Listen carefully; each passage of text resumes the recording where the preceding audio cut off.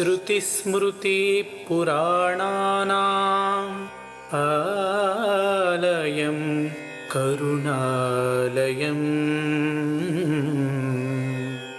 नमामि भगवत्पादशङ्करं लोकशङ्करम्।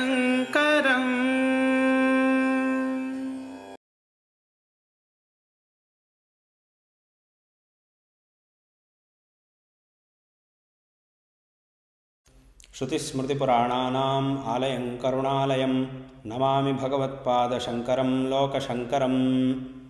विघ्नराज विशुद्धवाणी विशिष्ट विष्णु विशेष शंकर वायु जल गगन अनल अणु ओंकार ब्रह्मांड आदि मध्य अंतद व्याप्तके सच्चित् आनंद आत्मज्ञानके रूप नूरर शुद्ध चैतन्यके नमो नमः। ಭಗವತ್ಪಾದರ ವಿಚಾರ ವಿಮರ್ಶೆಯಲ್ಲಿ ಆಸಕ್ತರಾಗಿರತಕ್ಕಂಥ ವೀಕ್ಷಕರೇ,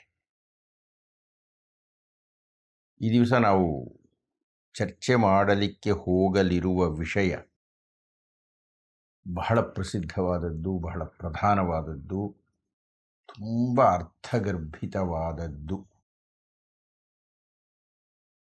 ಅದ್ವೈತಿಯೊಬ್ಬನ ನೆಲೆಬೆಲೆಗಳನ್ನು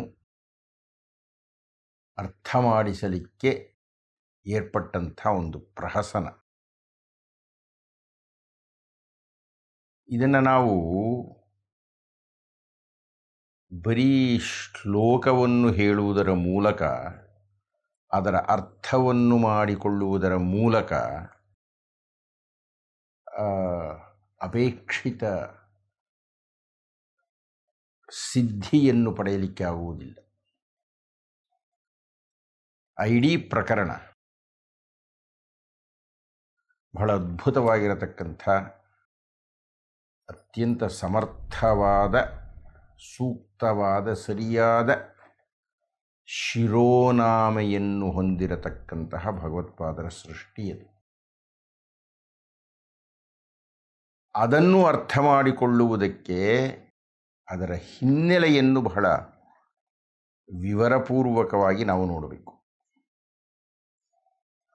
ಹೀಗಾಗಿ ಇಂದಿನ ಉಪನ್ಯಾಸದ ಮಧ್ಯಭಾಗದಿಂದ ನಾವು ಬಹಳ ಎಚ್ಚರಿಕೆಯಿಂದ ಆಲಿಸಬೇಕಾಗಿದೆ. ಇಲ್ಲಿಯ ತನಕ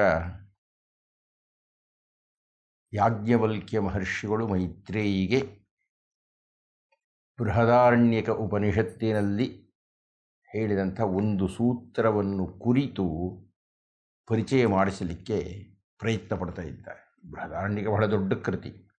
ನಾವೆಲ್ಲೋ ಎರಡೇ ಸಾಲುಗಳನ್ನು ಕುರಿತು ಮಾತಾಡ್ತಾ ಇದ್ದೇವೆ ಅಷ್ಟೇ. ಆಸಕ್ತರು, ಸಾಧಕರು ಬೃಹದಾರಣ್ಯಕ ಉಪನಿಷತ್ತನ್ನು ಸುದೀರ್ಘವಾಗಿ ಒಂದು ವರ್ಷ ಅಧ್ಯಯನ ಮಾಡಬೇಕು. ಆದರೆ ಸೂತ್ರವಿಷ್ಟು. ಆ ಸೂತ್ರವನ್ನೇ ಭಗವತ್ಪಾದರು ತಮ್ಮ 4 ಮಹಾವಾಕ್ಯಗಳಲ್ಲಿ ಒಂದು ಪ್ರಧಾನ ವಾಕ್ಯ ಅಂತ ಹೇಳಿ ವಿಶೇಷವಾಗಿ ದಾಕ್ಷಿಣಾತ್ಯರಿಗೆ, ಅಂದರೆ ದಕ್ಷಿಣದ ರಾಜ್ಯಗಳಿಗೆ ಉಪದೇಶ ಮಾಡಿದ್ದಾರೆ. ಮತ್ತೆ ಮತ್ತೆ ನೆನಪಿಸಿಕೊಳ್ಳಬೇಕಾದ್ದು ಆ ಘೋಷವಾಕ್ಯವೇ ದಕ್ಷಿಣಾಮ್ನಾಯ ಪೀಠಕ್ಕೆ, ಅಂದರೆ ಶೃಂಗೇರಿ ಮಹಾಸಂಸ್ಥಾನಕ್ಕೆ ಪ್ರಧಾನ ವಾಕ್ಯ. ಅಲ್ಲಿರತಕ್ಕಂತಹ ಯತಿಗಳು ಅದನ್ನೇ ಪ್ರಚಾರ ಮಾಡಬೇಕಾದದ್ದು. ಆ ಸತ್ಯವನ್ನೇ ಜನರಿಗೆ ಸಂವಹನ ಮಾಡಬೇಕಾದದ್ದು. ಹೀಗಾಗಿ ಶೃಂಗೇರಿ ಪೀಠಸ್ಥರಾಗಿರತಕ್ಕಂತಹ ಸ್ವಾಮಿಗಳ ಆದ್ಯ ಕರ್ತವ್ಯ ಭಗವತ್ಪಾದರು ಶೃಂಗೇರಿ ಪೀಠಕ್ಕೆ ಕೊಟ್ಟಿರತಕ್ಕಂಥ ಆ ಒಂದು ಬೃಹದಾರಣ್ಯಕೋಪನಿಷತ್ತಿನ ಆ ಸತ್ಯವಾಕ್ಯದ ಪ್ರಚಾರ. ಹೀಗಾಗಿ ಈ ಅಹಂ ಬ್ರಹ್ಮಾಸ್ಮಿ ಅಂತ ಯಾವುದನ್ನು ಹೇಳಿದರು ಯಾಜ್ಞವಲ್ಕ್ಯ ಮಹರ್ಷಿಗಳು ಮೈತ್ರೇಯಿಗೆ, ಅದನ್ನು ಹೇಗೆ ಸಾಧಿಸಿದರು, ಅದನ್ನು ನಾವು ಬಹಳ ಗಮನ ಇಟ್ಟು ಕೇಳ್ತಾ ಇದ್ದೇವೆ. ನಾನು ಸ್ವಲ್ಪ ಹೇಳಬೇಕಾಗಿದೆ ಅಂತ ಹೇಳಿದ್ದಾರೆ. ನಮ್ಮ ಕಣ್ಣಿಗೆ ಕಾಣಿಸ್ತಕ್ಕಂತಹ ದೇಹ, ದೇಹದ ಒಳಗೆ ಇರತಕ್ಕಂಥ ರಕ್ತ, ಅದರೊಳಗೆ ಇರತಕ್ಕಂಥ ಮಾಂಸ, ಅದರೊಳಗಿರತಕ್ಕಂಥ ಮೂಳೆ, ಆ ಮೂಳೆಯಲ್ಲಿ ಪ್ರಧಾನವಾಗಿರತಕ್ಕಂಥ ತಲೆಬುರುಡೆ, ಆ ತಲೆಬುರುಡೆಯಲ್ಲಿ ಹುದುಗಿರತಕ್ಕಂತಹ ಆತ್ಮಶಕ್ತಿ,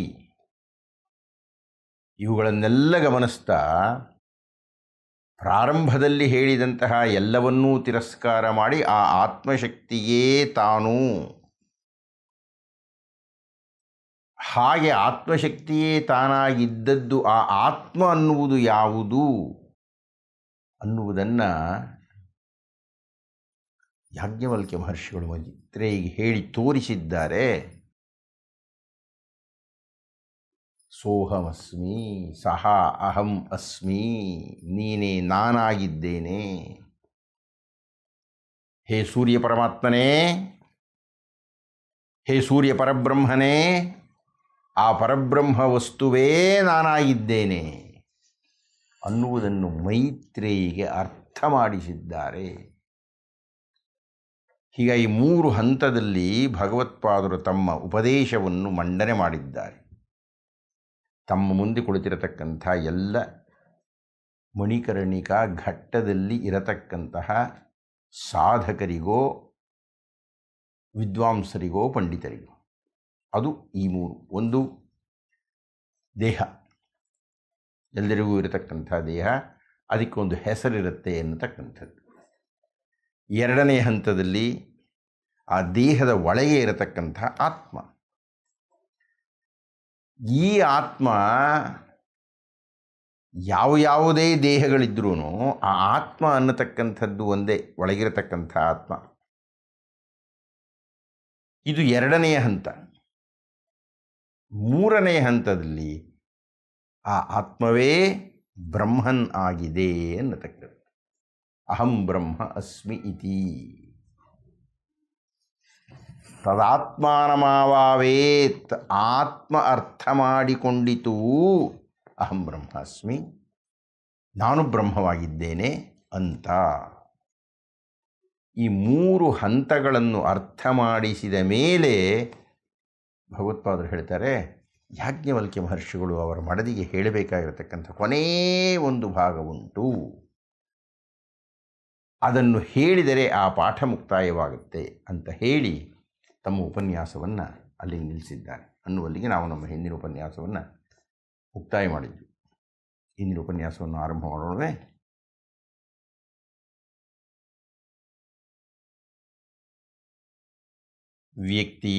ವ್ಯಕ್ತಿಯ ಒಳಗಿರತಕ್ಕಂಥ ಆತ್ಮ, ಆ ಆತ್ಮವೇ ಬ್ರಹ್ಮನ್. ಇದು 3 ಹಂತ ಆಯಿತು. ಅಲ್ಲಿಗೆ ಮುಗಿಬೇಕು ಪಾಠ? ಇಲ್ಲ, ಅದಕ್ಕೆ ಒಂದು ಸುಂದರವಾಗಿರತಕ್ಕಂಥ ಮಂಗಳವಾಗಬೇಕಾಗಿದೆ.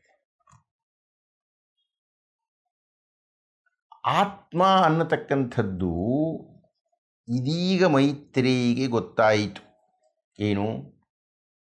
ತಾನು ಆತ್ಮ, ಆ ಆತ್ಮವೇ ಬ್ರಹ್ಮನ್ ಅನ್ನುವುದು ಗೊತ್ತಾಯಿತು.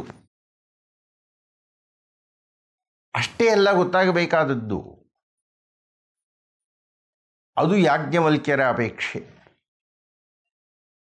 ಅದಕ್ಕೆ ಅವರು ಹಿಂದೆ ಕೆಲವು ಉದಾಹರಣೆಗಳನ್ನು ಕೊಟ್ಟಿದ್ದನ್ನು ಮತ್ತೆ ನೆನಪಿಸಿದರು ಮೈತ್ರೇಯಿಗೆ. ರಕ್ತದ ಬಣ್ಣ ಕೆಂಪಾಗಿದೆಯಲ್ಲ, ಅದು ಕಂಡಂದಿನಿಂದ ಆಯಿತೋ? ಇಲ್ಲ, ಮೊದಲಿನಿಂದಲೂ ಅದೇ ಆಗಿತ್ತು. ಮೂಳೆಯ ಬಣ್ಣ ಬಿಳುಪು, ನಾನು ಮೂಳೆಯನ್ನು ಕಂಡಾಗ ಆಯಿತೋ, ಕಂಡ ಮೇಲೆ ಆಯಿತೋ? ಇಲ್ಲ, ಹುಟ್ಟಿದಾಗಿನಿಂದಲೂ ಅದು ಬಿಳಿ ಬಣ್ಣದಲ್ಲಿಯೇ ಇತ್ತು. ಮೈತ್ರೇಯಿ, ಈಗ ಹೇಳು, ಇಂದು ನೀನು ಸೂರ್ಯಮಂಡಲದಲ್ಲಿ ನಿನ್ನನ್ನು ಕಂಡ ಮೇಲೆ,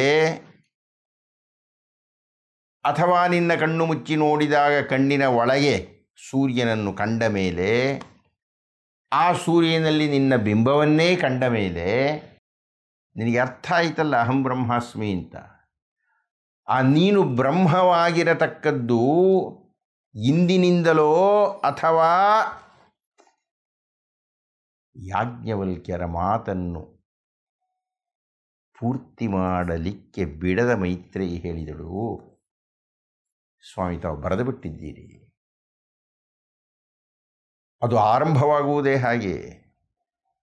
ಬ್ರಹ್ಮವಾ ಇದಮಗ್ರ ಆಸೀತ್. ಅದು ಆ ಆತ್ಮ ಅನ್ನುವುದು ಬ್ರಹ್ಮವೇ ಆಗಿತ್ತು ಮೊದಲಿನಿಂದಲೂ. ಇದನ್ನು ಯಾಕೆ ನಾನಿಷ್ಟು ಗಟ್ಟಿ ಧ್ವನಿಯಲ್ಲಿ ಕೇಳ್ತಾ ಇದ್ದೀನಿ ಅಂತ ನಿನಗೆ ಅರ್ಥವಾಯ್ತಾ? ಮೈತ್ರೇಯಿ ಹೇಳಿದ್ಲು, ನನಗೇನಾದರೂ ಅರ್ಥವಾಗಿರಲಿ, ತಾವು ಉಪದೇಶ ಮಾಡಿ. ಯಾಜ್ಞವಲ್ಕ್ಯರು ಧೀರ ಗಂಭೀರ ಸ್ವರದಲ್ಲಿ ಹೇಳಿದರು, ಇಲ್ಲಿಯವರೆಗೆ ನಿನಗೆ ಆತ್ಮ ಬ್ರಹ್ಮನ್ ಅನ್ನುವುದು ಗೊತ್ತಿರಲಿಲ್ಲ. ಹಾಗಂದ ಮಾತ್ರಕ್ಕೆ ನೀನು ಬ್ರಹ್ಮನ್ ಅಲ್ಲ ಅಂತ ಅಲ್ಲ. ನಿನಗೆ ಕನ್ಯಾಕುಮಾರಿಯ ಹತ್ತಿರ ಯಾವುದೋ ಒಂದು ಗುಡ್ಡದಲ್ಲಿ ಯಾವುದೋ ಒಂದು ದೇವಸ್ಥಾನವಿದೆ ಅಂತ ಇಟ್ಕೊ. ಆ ದೇವಸ್ಥಾನವನ್ನು ಕಂಡಿದ್ದೀಯಾ ನೀನು? ನೀನು ಕಂಡಿಲ್ಲದ ಮಾತ್ರದಿಂದ ಅಲ್ಲಿ ದೇವಸ್ಥಾನ ಇಲ್ಲ ಅಂತ ಅರ್ಥ ಅಲ್ಲ. ಹೀಗಾಗಿ ನೀನು ಇಂದು ನಿನ್ನ ಆತ್ಮವೇ ಬ್ರಹ್ಮನ್ನಂತ ಕಂಡುಕೊಂಡೆ ಎಂದ ಮಾತ್ರಕ್ಕೆ ಅದು ಇಂದು ಅಂತ ಅಲ್ಲ, ಅದು ಎಂದಿನಿಂದಲೂ ಬ್ರಹ್ಮವೇ. ಇನ್ನೂ ಸ್ಪಷ್ಟವಾಗಿ ಹೇಳಬೇಕಾಗಿದ್ದರೆ, ನೀನು ಅನ್ನತಕ್ಕಂಥ ನಿನ್ನ ದೇಹದ ಮೊದಲನೆಯ ಅಣು ಆರಂಭವಾಯಿತಲ್ಲ ನಿನ್ನ ತಾಯಿಯ ಗರ್ಭದಲ್ಲಿ. ಆಗ ನಿನ್ನ ದೇಹದ ಒಳಗೆ ಬಂದು ಸೇರಿದ್ದು ಆ ಬ್ರಹ್ಮನ್ನೇ.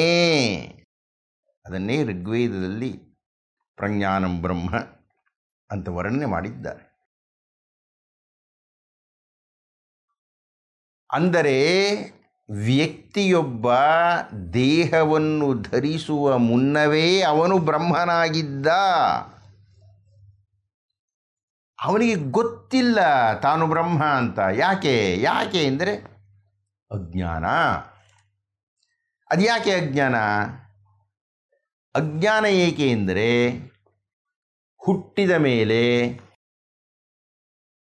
ಹುಟ್ಟಿದ ಮಗುವಿನ ಮನಸ್ಸಿನ ಸ್ಥಿತಿ ಸ್ವಚ್ಛ ಹಾಲಿನಂತೆ ಶುಭ್ರವಾಗಿದ್ದರೆ ಹಾಗಿರಲಿಕ್ಕೆ ಬಿಡಲ್ಲ. ತಂದೆ ತಾಯಿ ಆ ಮನಸ್ಸನ್ನು ಯಾವ್ಯಾವುದೋ ಬೇರೆ ಬೇರೆ ವಿಷಯಗಳಿಂದ ತುಂಬುತ್ತಾರೆ. ಆ ಮಗುವಿಗೆ ತನ್ನ ಜಾತಿ, ತನ್ನ ವರ್ಣ, ತಾನು ಮಾಡಬೇಕಾಗಿರತಕ್ಕಂಥ ಕರ್ತವ್ಯ, ತಾನು ತೆಗೆದುಕೊಳ್ಳಬೇಕಾಗಿರತಕ್ಕಂಥ ಆಹಾರದ ನಿಯಮ, ತಾನು ಅಭ್ಯಾಸ ಮಾಡಬೇಕಾಗಿರತಕ್ಕಂಥ ಪಾಠ, ಹೀಗೆ ಅನೇಕ ವಿಷಯಗಳನ್ನು ತುಂಬಿ ತುಂಬಿ ತುಂಬಿ ತುಂಬಿ ತುಂಬಿ ನೀನು ಹುಡುಗಿ, ನೀನು ಮೈತ್ರೇಯಿ, ನೀನು ಇಂತಿಂಥ ಕೆಲಸ ಮಾಡಬೇಕು, ಇಂತಿಂಥ ಕೆಲಸ ಮಾಡಬಾರ್ದು ಅಂತ ಹೇಳಿ ಸ್ವಚ್ಛವಾದ ಶುಭ್ರವಾದ ಮನಸ್ಸಿನಲ್ಲಿ ಬೇರೆ ಬೇರೆ ವಿಷಯಗಳನ್ನು ತುಂಬಿಬಿಡ್ತಾರೆ. ಈಗ ಈ ಬ್ರಹ್ಮನ್ ಅನ್ನತಕ್ಕಂಥ ಸತ್ಯದ ಅರಿವು ಮಸಕಾಗಿ ಬಿಡುತ್ತದೆ. ಅಜ್ಞಾನ ಅದನ್ನು ಕವಿದು ಬಿಡುತ್ತದೆ. ಆ ಅಜ್ಞಾನದ ಪೊರೆಯನ್ನು ಹರಿದು ಆತ್ಮಸಾಕ್ಷಾತ್ಕಾರವನ್ನು ಮಾಡಿ, ಆ ಆತ್ಮಸಾಕ್ಷಾತ್ಕಾರವೇ ಬ್ರಹ್ಮ ಸಾಕ್ಷಾತ್ಕಾರ ಅನ್ನುವುದು ಆಗಿ, ಆ ಬ್ರಹ್ಮ ಸಾಕ್ಷಾತ್ಕಾರ ಎಂದೆಂದಿಗೂ ಬ್ರಹ್ಮವೇ ನೀನು ಅನ್ನುವುದು ನಿನಗೆ ಅರ್ಥ ಮಾಡಿಸಲಿಕ್ಕೆ ಒಬ್ಬ ಗುರು ಬೇಕು. ಆಕಸ್ಮಿಕವಾಗಿ ಅದು ನಾನು ಆಗಿದ್ದೇನೆ. ಆದರೆ ಗುರು ಹೇಳಿದ ಮಾತ್ರಕ್ಕೆ ಅದು ಅರ್ಥವಾಗುತ್ತೆ ಅಂತ ಅಲ್ಲ. ಅದಕ್ಕಾಗಿ ನೀನು ತಪಸ್ಸು ಮಾಡಬೇಕು. ಸತತವಾಗಿ ನೀನು ತಪಸ್ಸು ಮಾಡಿದ ಕ್ಷಣಕ್ಕೆ ಅದು ಅರ್ಥವಾಗುತ್ತೆ ಅಂತಲೂ ಅಲ್ಲ. ಆತ್ಮದ ಅನುಗ್ರಹವಾಗಬೇಕು. ಶೈಥಿಲ್ಯವಿರದ ನಿನ್ನ ತಪಸ್ಸನ್ನು ಕಂಡು ಆ ಆತ್ಮ ತನ್ನನ್ನು ತಾನು ತೋರಿಸಿಕೊಳ್ಳಬೇಕು. ಹಾಗೆ ತೋರಿಸಿಕೊಂಡಾಗ ನಿನಗೆ ಅರ್ಥವಾಗುತ್ತೆ, ಬ್ರಹ್ಮವ ಇದಮಗ್ರ ಆಸೀತ್. ಆ ಆತ್ಮ ಅನ್ನುವುದು ಮೊದಲಿನಿಂದಲೂ ಬ್ರಹ್ಮವೇ ಆಗಿತ್ತು. ಹೀಗಾಗಿ ಇಂದಿನ ಪಾಠವನ್ನು ಮುಗಿಸುವ ಮುನ್ನ ಆ ಕೊನೆಯ ವಾಕ್ಯವನ್ನು ಗಮನಿಸಿಬಿಡೋಣ. ಬ್ರಹ್ಮವೇ ಆಗಿದ್ದದ್ದು ಬ್ರಹ್ಮವೇ ಆಗಿ ಮುಂದುವರಿದರೂ ಅಜ್ಞಾನ ಕಾರಣದಿಂದಾಗಿ ನಾನು ಬ್ರಹ್ಮವಲ್ಲ, ನಾನು ಆತ್ಮ, ನಾನು ಈ ದೇಹ, ನಾನು ಮೈತ್ರೇಯಿ ಅಂತ ಅಂದುಕೊಳ್ಳುತ್ತೇವೆ. ಆದರೆ ಗುರುವಿನ ಮಾರ್ಗದರ್ಶನದಲ್ಲಿ ನಿನಗೆ ಆತ್ಮದರ್ಶನವಾಗಿ ಆತ್ಮವೇ ಬ್ರಹ್ಮನ್ನಾಗಿ ಆ ಬ್ರಹ್ಮವೇ ನೀನಾಗಿ ಆ ನೀನು ಬ್ರಹ್ಮವಾಗಿರುವುದು ಕೇವಲ ನಿನ್ನ ಹುಟ್ಟಿದಂದಿನಿಂದ ಅಲ್ಲ, ಹುಟ್ಟುವ ಮೊದಲಿನಿಂದಲೂ ನೀನು ಬ್ರಹ್ಮವಾಗಿದ್ದೆ, ಬ್ರಹ್ಮದಿಂದಲೇ ಬಂದೆ, ಬ್ರಹ್ಮವಾಗಿದ್ದೀಯೇ, ಬ್ರಹ್ಮಕ್ಕೆ ಹೋಗಿ ಸೇರುತ್ತೀಯೇ ಅನ್ನತಕ್ಕಂಥ ಪರಮಸತ್ಯವನ್ನು ಅರ್ಥ ಮಾಡಿಕೋ ಮೈತ್ರೇಯಿ. ಓಂ ಸ್ವಸ್ತಿ ಅಂತ ಯಾಜ್ಞವಲ್ಕ್ಯರು ಅಂದಿನ ತಮ್ಮ ಉಪನ್ಯಾಸವನ್ನು ಮುಗಿಸಿದ್ದಾರೆ. ಭಗವತ್ಪಾದರು ಅವರು ಉಪನ್ಯಾಸವನ್ನು ಮುಗಿಸಿದರು.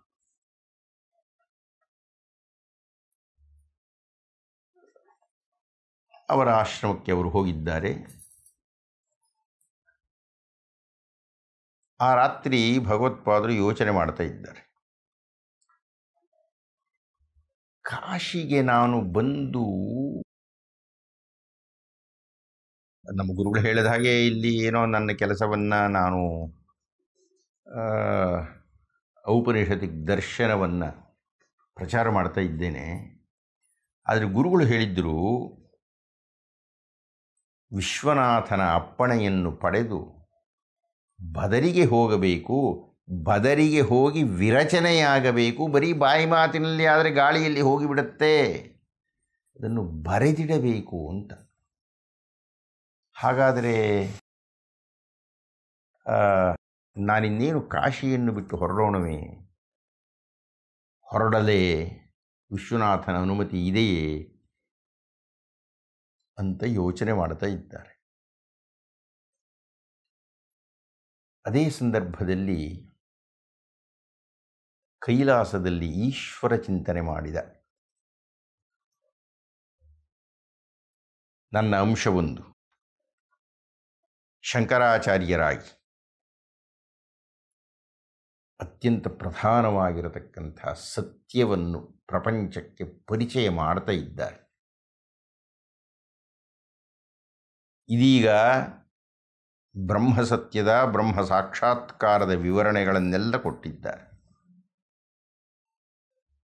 ಆದರೆ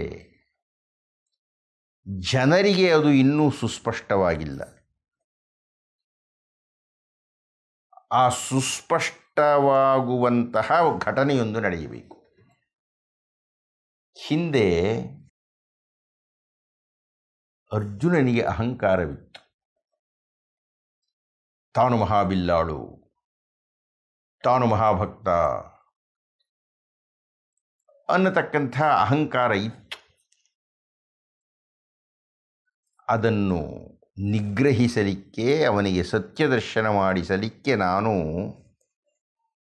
ಕಿರಾತನ ವೇಷವನ್ನು ಧರಿಸಿದೆ.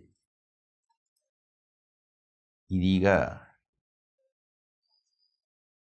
ಜನರಿಗೆ ಅರ್ಥ ಮಾಡಿಸಲಿಕ್ಕೆ ಶಂಕರಾಚಾರ್ಯರ ವ್ಯಾಜವನ್ನು ಇಟ್ಟುಕೊಂಡು ಜನರಿಗೆ ಸತ್ಯವೊಂದನ್ನು ಅರ್ಥ ಮಾಡಿಸಲಿಕ್ಕಾಗಿ ನಾನು ಚಂಡಾಲ ವೇಷವನ್ನು ಧರಿಸುತ್ತೇನೆ. ಅದರ ಜೊತೆಗೆ ಈ ಕಾಶಿಯಲ್ಲಿ ಅನ್ನಪೂರ್ಣೆ ಇದ್ದಾಳಲ್ಲ, ಗೌರಿಯ ಅಂಶಸಂಭೂತಳಾಗಿ ಅವಳಿಗೂ ನನಗೂ ವಾದ ನಡೆದಿತ್ತಲ್ಲ. ಪ್ರಕೃತಿಯಲ್ಲಿ ಸೃಷ್ಟಿಯಾದಂತಹ ಆಹಾರ ಧಾನ್ಯಗಳ ಬಗ್ಗೆ ಅಂದೆಲ್ಲ ನಾನು ಚರ್ಚೆ ಮಾಡಿದ್ದೆ. ಈ ಲೌಕಿಕ ಸತ್ಯಗಳು ಬೇರೆ, ಪಾರಮಾರ್ಥಿಕ ಸತ್ಯ ಬೇರೆ ಅಂತ. ಅವಳಿಗೂ ಅದರ ಮತ್ತೊಂದು ದರ್ಶನವಾಗಲಿ, ಹೀಗಾಗಿ ಪರಮೇಶ್ವರ ಗೌರಿಗೆ ಹೇಳಿದ, ಬಾ ಹೋಗಿ ಬರೋಣ. ಕಾಶಿಯಲ್ಲಿ ನನ್ನ ಅಂಶಸಂಭೂತನಾಗಿರತಕ್ಕಂತಹ ನಿನ್ನ ಕುಮಾರನಾಗಿರತಕ್ಕಂತಹ ಶಂಕರಾಚಾರ್ಯರಿದ್ದಾರೆ. ಅವರ ಅನುಸಂಧಾನದಲ್ಲಿ ಅತ್ಯಂತ ಪ್ರಧಾನವಾದ ಸತ್ಯವೊಂದನ್ನು ಜಗತ್ತಿಗೆ ಹೇಳಬೇಕಿದೆ. ಬಾ ಹೋಗಿ ಬರೋಣ. ಈಶ್ವರ ಚಂಡಾಲನಾಗಿದ್ದಾನೆ.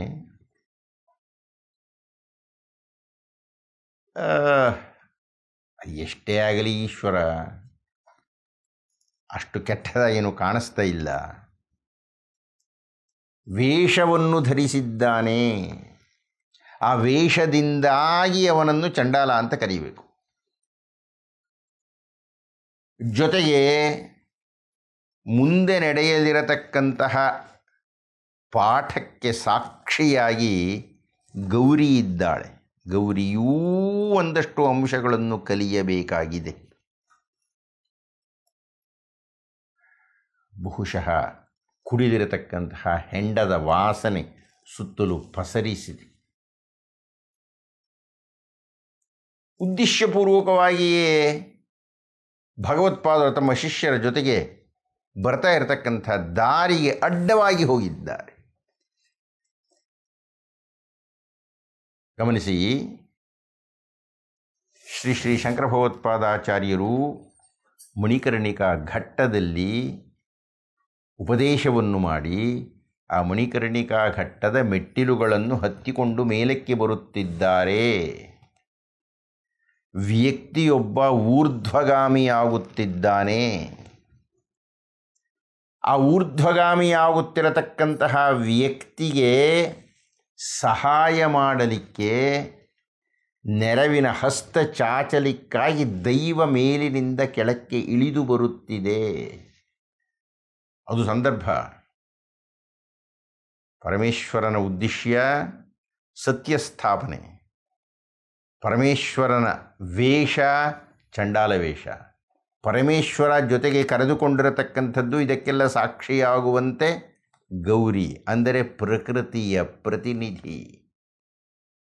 ಇದೀಗ ಭಗವತ್ಪಾದರ ಎದುರು ಪರಮೇಶ್ವರ ಬಂದಿದ್ದಾನೆ. ಭಗವತ್ಪಾದರು ಹೇಳಿದ್ರು, ಗಚ್ಚ ಗಚ್ಚ, ಜಾರಿ ಬಿಡು ದಾರಿ ಬಿಡು ಬಿಡು, ಆ ಕಡೆ ಹೋಗು ಹೋಗು ಹೋಗು ಅಂತ. ಚಂಡಾಲ ನಕ್ಕು ಬಿಟ್ಟ. ನಕ್ಕು ಭಗವತ್ಪಾದರನ್ನು ಕೇಳಿದ. ಏನಂತ ಕೇಳಿದ ನೋಡೋಣ ಮುಂದಿನ ಉಪನ್ಯಾಸ ಮುಗಿಸೋಣವೇ. ಶಂಕರಂ ಶಂಕರಾಚಾರ್ಯಂ ಕೇಶವಂ ಬಾದರಾಯಣಂ ಸೂತ್ರಭಾಷ್ಯಕೃತೌ ವಂದೇ ಭಗವಂತೌ ಪುನಃ ಪುನಃ.